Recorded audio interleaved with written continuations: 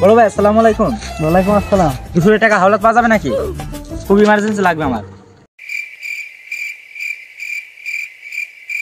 টাকা তো নেই, তোর ভাবি ওদের টাকা থেকে বের করে নিছে।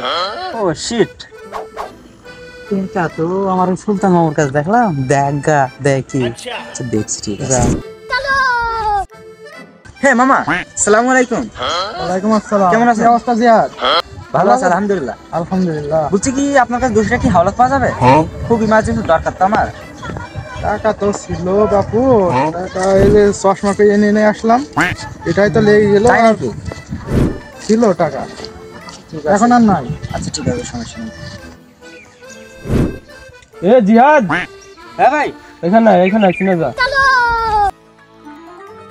আরে জিহাদ, তুই সবার কাছে টাকা হাওলাত চাইলি, আমার কাছে তো চাইলি না, সমস্যা কি?